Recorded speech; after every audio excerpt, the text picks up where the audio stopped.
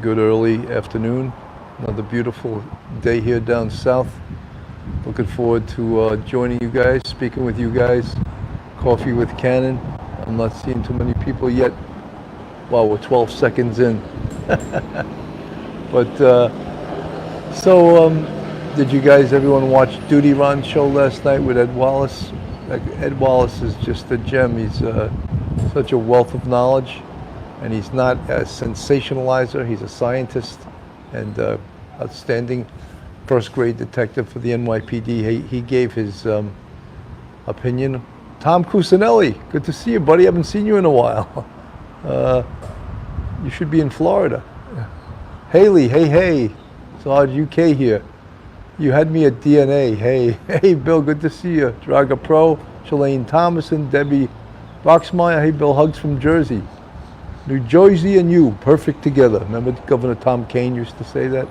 Calm, hello, Bill, hello, how's everyone doing? It's so good to, wow, hearing the birds. You know, did I tell you guys my bird story the other day? I should probably wait till more people come on. I was walking into my gym, and this bird like flies and hits me, attacks me, like hits me in the back. And I'm like, what the hell was that, you know? So I go into the gym. Sherilyn Schaffner, how are you? Good to see you. Diana Souza, Kim Jones. So I go into the gym and I ask one of the trainers there, I go, what's with these birds, man? This bird like attacked me. He goes, yeah, he goes, it's nesting season. They're laying their eggs, and they saw you as a threat, you know. I hope these birds aren't seeing me as a threat. They're making a lot of noise, you know. Mobile, baking snickerdoodles for, wow, look at all you folks showing up. So I was like, wow, you got to be really careful now, because these birds just dive bomb and they attacked you. And he told me that, hello, Cheryl. Dawn Marie, good to see you. A bird hit you on the way to the gym. Yes, not today, like a couple of days ago. But, so yeah, the guy, one of the trainers told me, he goes, they're very aggressive. He goes, I've seen them knock women over in the parking lot or go into their hair. I'm like, whoa. It's not going to happen. I walk now with my towel in my hand in case I have to swat one of these aggressive birds out of the air before they attack me, you know. I wouldn't want to do that, but I'm not getting attacked by a bird, you know. This is for the birds. Yeah, I know. Corny joke. I couldn't resist. So the case that I guess Duty Ron was talking about last night, Stephen Smith, the body has been exhumed. I don't know if they came up with any new evidentiary material. Princess Mitch, good to see you. Oh, Dawn Marie, you got to be careful of those alligators. You can't be like buried in your phone like people are in the Northeast. Those alligators are some nasty animals, man. You know, you got to be heads up, because they can really they can kill you, right?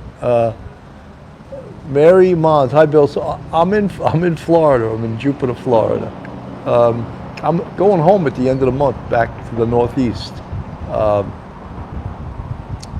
back to Westchester County. I haven't been home I went home. When did I go home? I went home in January. I haven't been home since January, but it's been a great 6 months. My wife's down here now with me, so it's great to have here. I'll be at the gym, no outside walking for a minute. Did I spook you, Dawn Marie, that you're afraid there's going to be some birds attacking? Yeah, it's, and you know, I was talking the other day, like people in where I live right now down here, they're very like, to me, overly friendly to squirrels. And I know there's some squirrel lovers here. I don't want to offend any of you squirrel lovers, but they feed the squirrels, and the squirrels they aren't afraid of you because so many people in the complex are feeding them. And then, I don't know if you guys know, but squirrels will eat rubber and stuff from under your car. And someone told me there's some kind of like food substance that's used in the air filters in your car, and they're really like attracted to that. So I'm like, you know, I walk out in the daytime, and there's like 12 or 14 squirrels on my route. Just walking to my car, which is about, 100 feet from where I live. So I'm just, I'm a New Yorker. We're not that squirrel friendly, Floridians are very squirrel friendly. I don't know why. Anyway, 74 in the chat, 31 with the thumbs up. Guys, this is Coffee with Cannon. Backyard beverage, while yet still today. Backyard beverage, bitching with Bill, whatever you want to call it. It's a beautiful day. I didn't have to use my AK. None of my friends got killed today. It was a very good day. Hey, hey. Just add a little humor to this stuff. Wendy's swearing squirrels are flying rodents. I have a rental property next to me, and they throw away more food than is ball, so it's like a squirrel feeding station. It's just wrong. It is. It's like, you know, the big problem animal we have northeast is raccoons. And raccoons are, you know, definitely like scavenger animals, but they're also rabid. They can be rabid. And supposedly if you see Richard Resenda's doing well, buddy. You need a bunker for your car, squirrel proof, yeah, or park it in the garage, which there is no garage down here. But yeah, raccoons, supposedly in the northeast, if you see a raccoon out during the day, there's something wrong with that raccoon because they're nocturnal animals. So you're not supposed to see raccoons in the daytime. But that's a sign that they're potentially rabid. So anyway, how do we get on these these animal stories? I think they're interesting. Cheryl, raccoons are trash pandas. Yeah, but so are, you know, so are rats. And supposedly, like in New York City, it's like overrun with rats now because after COVID, you know, there was no food from the restaurants that was being thrown out, and they would, you know, stay down in the subways and below ground. Now they're up top, and they're very brazen. They're very scary, these rats. You know, just the name rat is such a horrible. Angela Bain, hello from the UK.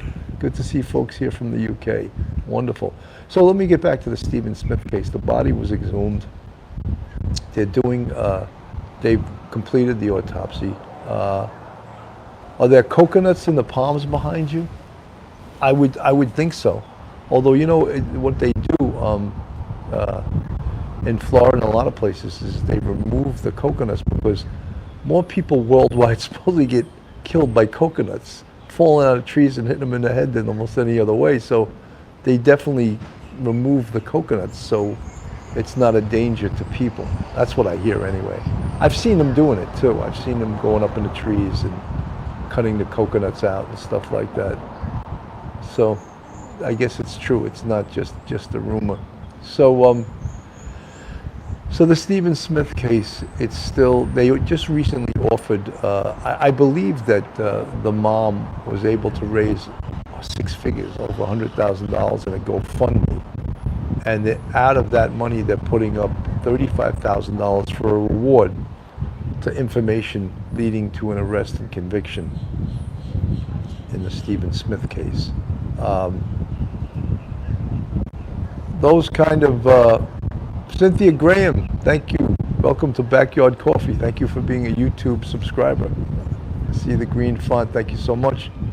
80 in the chat, 51 with the thumbs up. Yeah, I don't know that much about palm trees, guys. I'm a Florida rookie, you know. I mind my own business down here and just do a little coffee with Cannon and talk to you guys. Coconut palm leaves look different, okay. Well, yet still today. I like that name, well, yet still today. Haley, good to see you, Haley. Sarah Oakley, hello, hello, hello. Did anyone read any more? You know, the other night, I'll just segue a little bit away from Stephen Smith and I'll get back to it. We did that show on Howard Blum.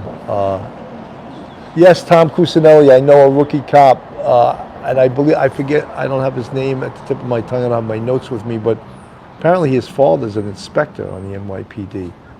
And, you know something, every time I hear a cop getting shot anywhere, I'm almost convinced that it's a recidivist that's been out on bail or had a gun collar earlier in the year and isn't where he belongs, which is in prison or jail, to hold them and punish them for their past crimes. Because all of a sudden this guy's brazen enough to shoot a cop, and thank God the cop's going to be okay. I believe he was shot in the leg. But it's, you know, how about the guy who was just stabbed to death in San Francisco? stabbed to death. I don't know. Yeah, I mean, he was a big deal, this guy. He was some internet millionaire, and he gets stabbed on the streets of San Francisco. And what do these politicians do about it? They're more concerned with votes for themselves. Let's keep the bail reform. Let's keep them out on the street. Let's keep mentally ill homeless people out on the street, you know, because I need votes to get elected. San Francisco. You know, they are nuts in California, out of their minds, you know. And you know, New York's homeless policy isn't much better. Farm Girl, I haven't really, according to the three teens shot in Florida, the police there, it's supposedly gang related from what I understand, and the police there, I believe, know who the shooter or shooters are. I haven't really, you know, guys, some of the stories that we would love to cover on YouTube, we don't, because, to put it lightly, we would get censored by YouTube if you cover certain stories. So,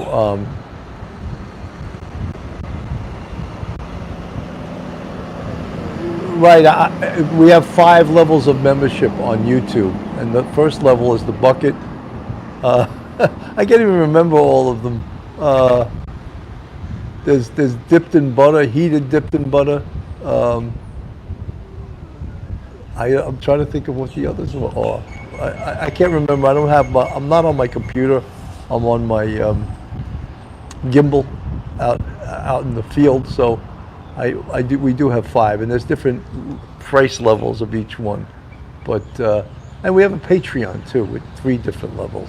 Rachella Pranzo, good to see you, Rachella. And I know Lieutenant Pete must be close by. Princess Mitch, good to see you. Thomas Jordan, always good to see you, Thomas. Thanks for Polish My Rack, Tom Cusinelli, that's right. I named them like years ago, Polish My Rack, that's right. To me, that's funny. You know, and for you guys that were cops, when a cop or someone or a detective would be talking to me in sort of a negative way, I would say, go get your gun cloth and your gun oil. I'm going to take you to my locker and you can polish my rack. I would say that in a humorous way, but they understood it, and they found it humorous too, and it was meant to be that. But it was sort of also dipped in butter. Dipped in butter is an expression in the police department. If you lived a charmed life, it was said that you were dipped in butter. Okay, I don't want to get any more graphic than that. What part of your anatomy was dipped in butter? Because we have a big female audience here, and I don't want to upset anyone. So, yeah, that's what it came from. But so, getting better day by day. Can a mod send me a link to sign up for a membership to our Supreme Commander, please? It's to get on. It's policeoffthecuff.com is our page. Police Off the Cuff. Just put Police Off the Cuff, and it'll get you right there. And if you want to send me an email, it's policeoffthecuff1@gmail.com. policeoffthecuff1@gmail.com. You can send me an email. You can correspond. And of course, another great way is just to make comments in the chat. We love to respond to comments in the chat. We love to hear what you guys are thinking, and it's a great way to contact us. Police Off the Cuff, real crime stories, backyard beverage, bitching with Bill. Squirrels dipped their nuts in butter. That's pretty funny. That's pretty funny. Lovebug 53, hello. KH Walker, good to see all those thumbs up, guys. NYP was high alert this past week. Yeah, you know, another reason I don't cover that story is because it's so politically charged that it's, you know, look, the other night when we covered Howard Bloom and his writing on the Idaho quadruple murder case, of course, Brian Kohberger, and he was almost sympathetic to Brian Kohberger, you know, Ethan Chapin, Zaina Knodel, Madison Mogan, and Kaylee Gonsalves. We always like to mention them by name.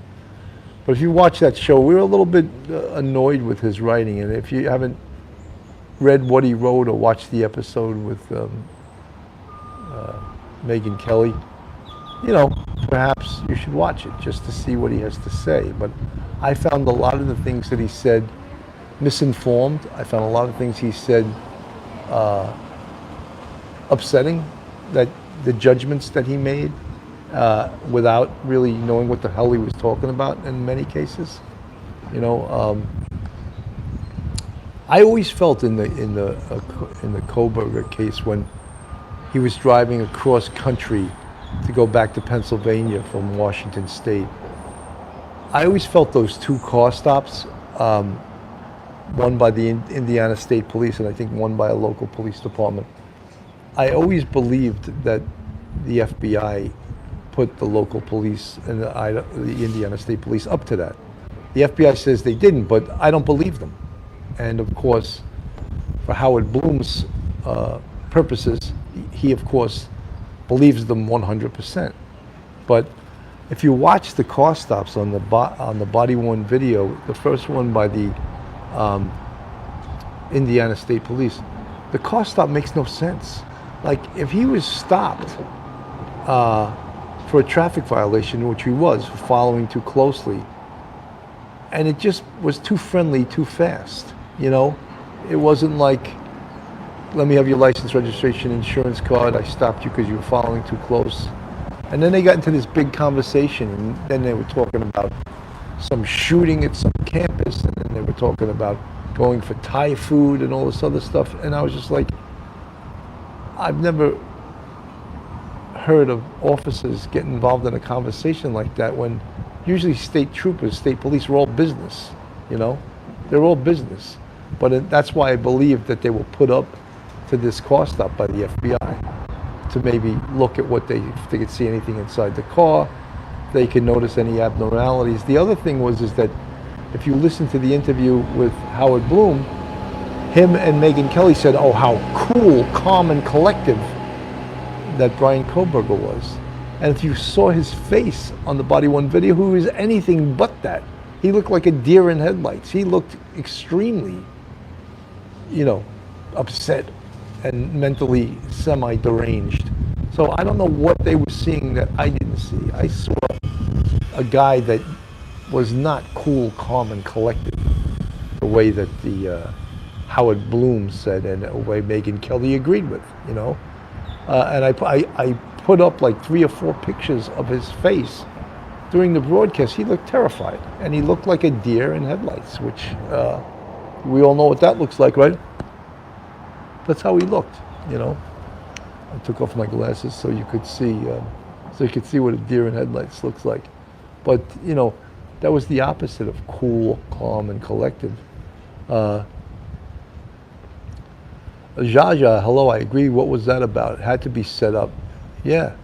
K.H. Walker, BK's eyes were bugged out of his head. Yes, yeah, how was that? And you know, if he's saying how cool, calm, and collective he was, there's evidence of the opposite.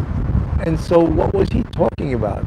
I think he wanted to present a certain narrative, and those pictures of the car stop didn't fit his narrative of Brian Kohberger being cool, calm, and collective. And you know, just the whole fact of them saying, oh, he's so smart, but yet there's no evidence of that. He's caught, he's in jail right now. How smart was he? You know, he's so smart. That's why he went back to the crime scene after the murders, because he's so smart. That's a brilliant thing to do, you know. And still being tracked, now his cell phone is on, and he's there at 9 o'clock in the morning on the morning of the murders. Yes, he turned off his cell phone to go to the murder scene, but he turned it back on to go visit it, to the thrill of what he had done, you know. Pauline Buckles, he had cruised the house at least 12 times. Yeah, I just know, you know, when people say, oh, I don't think he did it. Where's the evidence? Okay, you know something. But you're right. The evidence is circumstantial right now. But I know that they have tons more evidence. They haven't shown their hands yet. Lieutenant Pete Pranzo, good to see you, buddy. Always good to see you. So yeah, I mean, I don't want to dwell on that Howard Bloom thing, but he's writing a book, and he's gonna write a lot more about the Brian Koberger and the Idaho quadruple murders of Ethan Chapin, Zaina Kernodle, Madison Mogan, and Kaylee Gonzalez, the victims, which he hardly mentioned. You know, he was more interested in how brilliant Brian Koberger was, and how that's what sells. That's what he's trying to sell, a true crime novel. And the victims don't sell. This mastermind criminal that he spoke about. Sherilyn Schaff, the cases have been won with less circumstantial evidence. You're right. Look at Alec Murdaugh. Everyone always felt that the video taken by his son was the smoking gun in that case.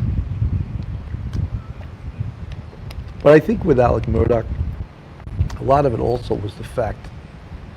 Estelle Pretorius, hi from South Africa. Good to see South Africans are coming back. Good to see. Yeah, so, you know, one of the biggest mistakes, of course, when we segue back to Alec Murdaugh, is that he should have never testified. Never, ever. And I would imagine his attorneys probably told him not to, but his hubris, his arrogance, and his just being an attorney and being somewhat of a know-it-all, he probably refused to take their advice and testified anyway. So he sort of got what he deserved, right? Got what he deserved. You don't, you know, in a criminal trial, I think almost like 99% of the time, the defendant shouldn't testify, because it opens the defendant up to all kinds of cross-examination. And you watched the Alec Murdaugh case, and it was pretty pathetic, right? That he testified. He had to admit that he was a liar. He had to admit that he stole millions of dollars. And so if he did all of those things, was it a far stretch to believe that he killed his wife Maggie and his son Paw? That he purposely called him Paw to elicit sympathy from the jury? Paw, you know, and Mags, you know, like, no, we don't believe it. We don't believe now. You're sorry you got caught, you know. So the Stephen Smith case now, where do we go now from here with this case? The body's been exhumed. They did a second autopsy. What do they have? Do they have anything? Remember when we were told, when they investigated the murder of Maggie and Paul Murdaugh, that they found information at that murder scene that implicated the Murdaughs in the murder of Stephen Smith? We've never heard what that was, right? We don't know. No one knows what that information was. And we probably won't find out unless they make an arrest in this. I don't see an arrest as imminent. Does anyone else see an arrest as imminent? They just made the offer of a $35,000 reward. Is that showing that they have anything? Maybe they have something. Do you remember we spoke the other night that 8 years ago they had the names of two individuals with like triple hearsay witnesses, and Chris Cuomo did a show the other night with attorney Garagos, and there was one other attorney on, and he reported that it was breaking news, but it was on a investigative report almost 8 years ago. So how was it breaking? It wasn't breaking, you know? So are those two still considered suspects? I think that Ed Wallace last night on Duty Ron's show said he doesn't believe Stephen Smith was killed in a hit-and-run vehicle accident. He believes he was killed somewhere else and dumped in the middle of the road there. And his car, with the gas cap off, his wallet left on the seat, he believes that was staged, right? So the whole thing about the two persons of interest from 8 years ago, that was reported that it was a vehicle accident. And the top investigators don't believe that's so. They don't believe that's true. So where are they? Are they at square one? K.H. Walker, he was reclining on the road with his knees up. Yeah. So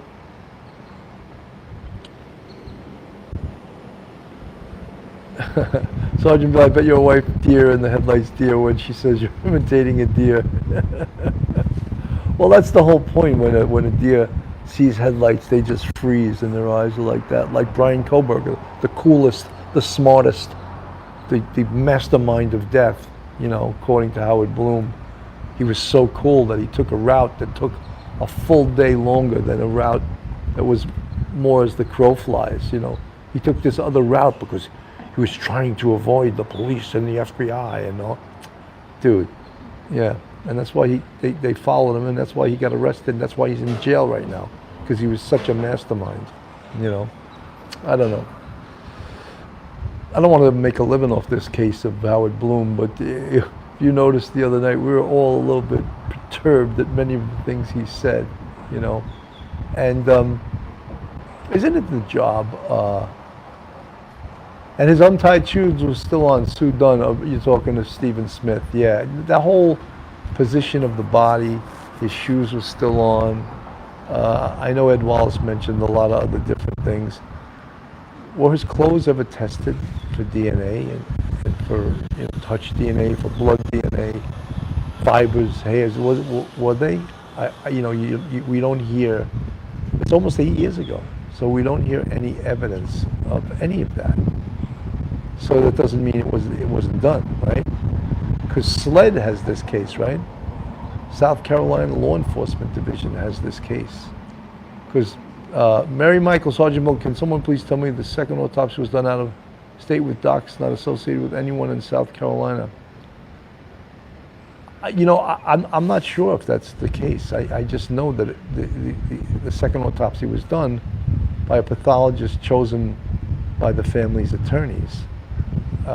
And you know, we spoke about this numerous times, is that in an investigation, even if you think certain things weren't done correctly, you don't reinvent the wheel.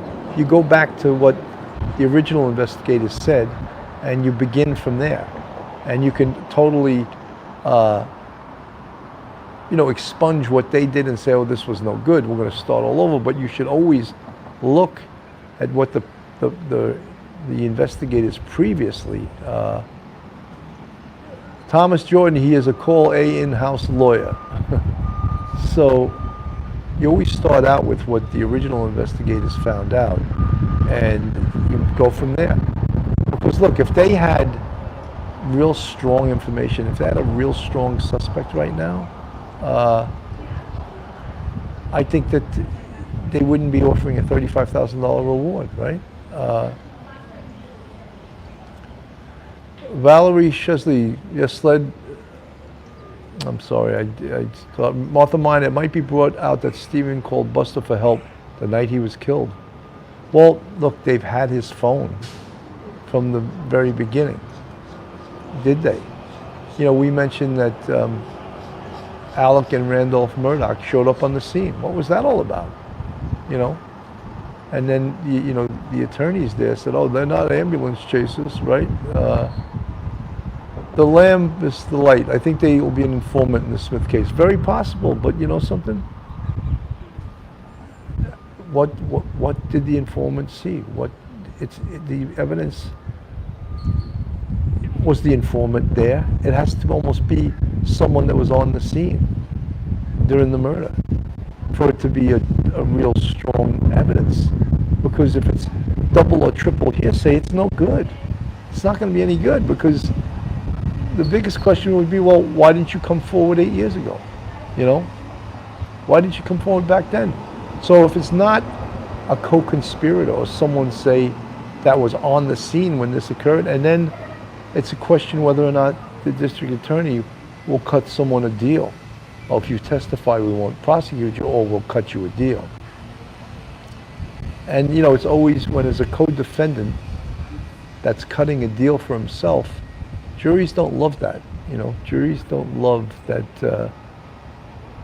this person, and they want to know that the person wasn't given a free ride. You know, you want to cut him a deal, all right, he won't do the rest of his life in prison. You cut him a deal, give him 15 to life, or, you know, 10 to 20 or something like that, not scot-free. Because if you let the person, Cage Walker, snitches get stitches, that's very true, you know. But if there is an informant, after 8 years, it seems like the person who was informing had to have been there when Stephen Smith was killed, or else it's, at this point, it's double and triple hearsay. And how reliable in a case like this would double or triple hearsay be? I don't think it would be that reliable.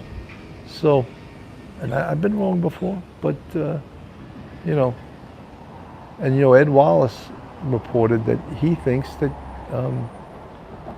Stephen Smith was perhaps killed at a different location and dumped in the middle of the road there. And that's how it looks, you know. The way he was lying on his back there, and you know, the position of his feet, it doesn't look like someone that was violently hit by the mirror of a truck.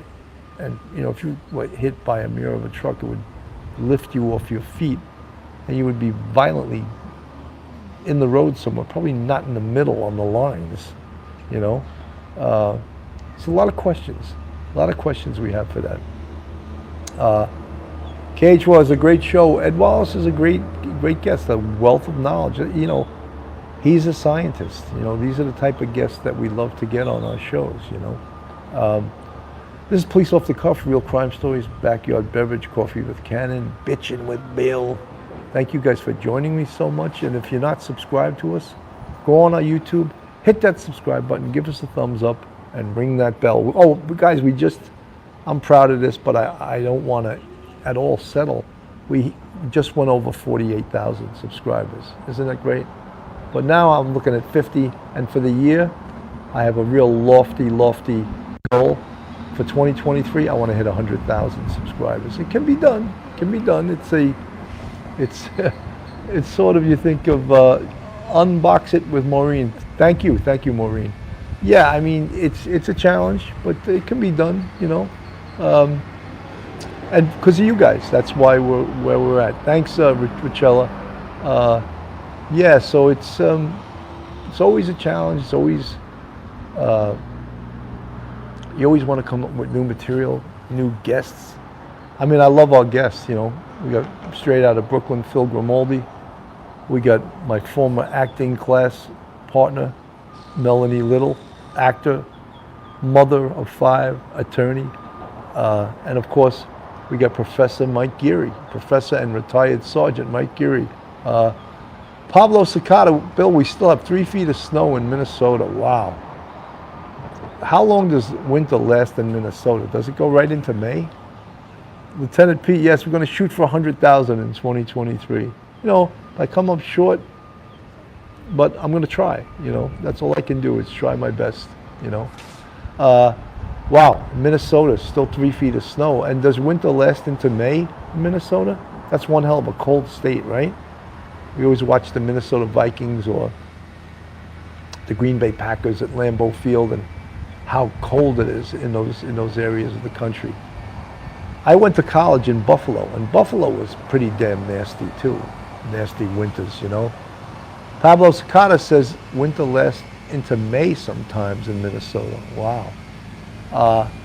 Yeah, Buffalo, like, because of the lake effect, like Lake Erie, that it always seems like there's some kind of precipitation in Buffalo. You know, whether it's rain, snow, cloudiness. Well, cloudiness isn't precipitation, but if the clouds are out, there's going to be some type of precipitation. Martha Miner, does that mean summer will be really hot? I don't know. I'm not a weatherman, but it's funny when we do this show, people report from all over the world how the weather is. What am I serving Easter Sunday? I haven't, you know, both my boys my son's in Denver, so he's not going to be around for Easter Sunday. My other son Jake's in New York City, so I mean, my wife and I may wind up just going out somewhere for Easter Sunday, you know. Debbie Farris, hello. Guys, I just want to let everyone know here how much I appreciate you guys. You guys have made Police Off the Cuff Real Crime Stories. You definitely made Coffee with Cannon, because I never knew that I could even do this. When I first started doing this, I was like, how am I going to speak for a half hour straight or 20 minutes straight? And then I started doing it, I was like, oh, it's cake. I can do longer than that. But it's not that easy to talk for, 50 minutes. You think it's easy, but when you try it, you're like, oh my God. And do it without notes. That's even tougher, and which I'm doing today. I should probably bring notes with me, but I don't always do it. So, yeah, and I'm not blowing my own horn. Pauline Buckles, thank you. Coffee with Cannon is great. I'm not blowing my own horn because it is tough sometimes to talk for this long. Try it sometimes, guys. Thomas Jordan, we can help you hit 1 million. Thank you, Thomas. With fans like you, friends like you, subscribers like you, I know that's a possibility. Really appreciate it, Thomas. Beautiful day today. I'm supposed to actually go into West Palm Beach today. Thank you, Martha Miner. The show is classic and the best. I'm supposed to visit one of my wife's friends in West Palm Beach, and then we're going to go have dinner somewhere close to us. But you can always sing, Sarah Oakley says. That's true, if you fail, you can always sing a song. That's so true. Guys, I just really started watching Netflix a bunch, and I watched, there's a documentary on Keith Richards from the Rolling Stones. I thought that was great. He's such an open, fun guy, talented musician. But then I watched the one on Bob Dylan, the Rolling Thunder one that was made by Martin Scorsese, and I didn't like that one as much. I don't know if you guys have watched those things, and I'm really a huge fan of Bob Dylan, but I didn't really like the documentary that was about the Rolling Thunder tour, which I forgot what year it was. It was a long time ago. Maybe it was like 1980 or something like that.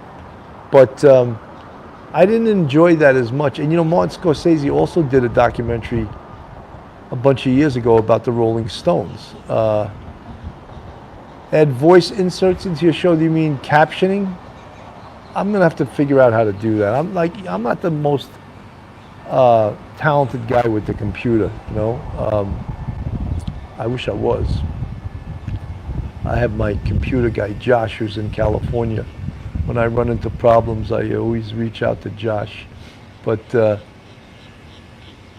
so, I liked Long Strange Trip about the Dead, the Grateful Dead. I didn't watch that one. I'm going to have to watch that one too. Certain bands, I was never, I like some of the Grateful Dead's music, but I was never like a huge fan. I was always a huge Allman Brothers fan. They should do a documentary on the Allman Brothers. There's a band they lasted a long time too, but now, after Greg Allman died, they are no longer, You think they could have kept going because, they got Trucks, the slide guitar player, and they got Warren Haynes, good lead guitar player. And they got some other remnants that have been with them for a long time. Gator Girl, that's okay. You can be late. Hello, Sarge. What's up, mods? Chats, you are well today. Jeffrey, yes. Like you say, you're in the right place. Yeah. Guys, I'm only going to do about almost 40 minutes today. Yet still today, the Allman Brothers are the best. Yeah, I love that band. I mean, just great memories and everything. I'm at 38 minutes, almost 39 minutes. I'm going to, Robbie, hello. How you doing, Robbie? Good to see you. I'm seeing you a lot lately. Glad to have you around. I see a YouTube member. Thank you so much. Thank you. What a relief. Did a double take when I saw your name. My overly energetic, his name's Stargazer. Debbie Farris. Good to see all you guys. 130 in the chat, 118 with the thumbs up, guys. Beautiful day today. Maybe not in Minnesota where they still have 3 feet of snow, but you can always move to a warmer climate unless you're stuck there by a job or family or something like that. But Jeffrey, yes. Good to see you. Mary Michael. I didn't see Richella Pranzo's Easter dinner menu, but I can imagine there's got to be some manigot, there's got to be some stuffed shells, there's got to be maybe some lasagna, maybe some chicken parm, maybe some shrimp parm. I'm sure Rachella is an unbelievable cook. And it's sometimes when you mix, say like you mix turkey, say you have turkey, a turkey dinner and stuff like that, and you also have Italian food, it's very, very heavy. Like, what do you decide to eat first? Because it's tough to put all of those really heavy foods together, right? Martha Minor, Holy Thursday for Catholics. Yeah, it's, although I love Italian food, but to put all those heavy foods and eat them, you got to really pace yourself, you know? The truth. Pablo Sacada. Yeah, you got to pace yourself with how much you eat, and leave room for the cannolis, right? You gotta leave the gun, take the cannolis. That's one of the most famous lines in cinema from The Godfather. And all you folks, any of you folks, I can imagine anyone that hasn't watched The Godfather yet, but apparently there's a lot of you out there that have never seen it. One of the greatest. You can find it in the chat later. I asked her because I told her you were always bragging about her cooking. Well, I just know Rachella's got to be an amazing cook. Look, Lieutenant Pete's always happy, right? And I know that they're hosts to their family probably most of the time, right? So they probably always going over the mom's house. Would love to see Ed Wallace and Sergeant Bill drunk and singing. I don't know if Ed Wallace sings. Does he? I don't know. Ed Wallace is on the road so much. He's always traveling. He's always out of the country, you know. And it's got to be exciting, but at the same time, it gets tiring traveling. You know, the jet lag, and being in other areas that you're not used to their food, you're not used to sleeping in a strange bed, all of those things. So, you know, it's a little bit bizarre. Speaking of the director, Martin Scorsese, he has a movie coming out with history of how FBI began in Osage County. You know, I think Martin Scorsese is a genius. However, I did not like the movie The Irishman, and I think he made some big errors in the casting. I really don't think De Niro or Joe Pesci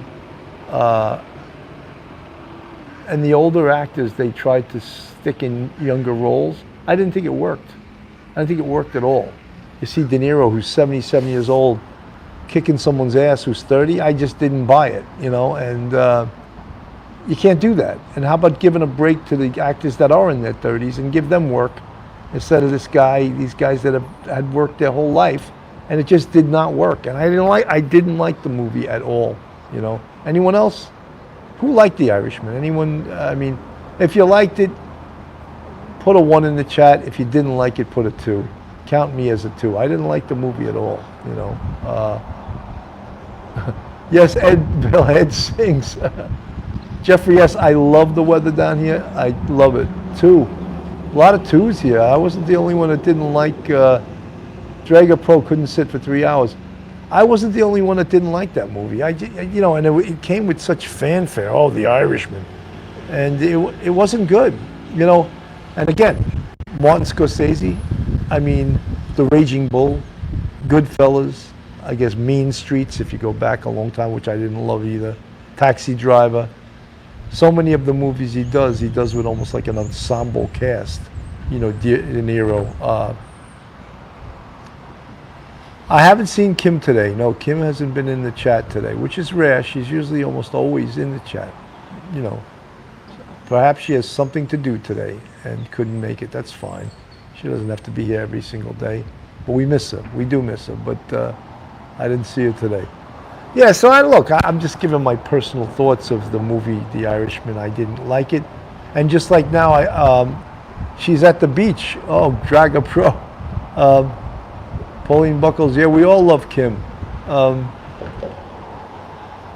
So yeah, I mean, as I said, Martin Scorsese is a genius. I love most of his movies. And I didn't like the documentary on Bob Dylan, which was done by Martin Scorsese, but that was really mostly an editing job. It was old footage and stuff.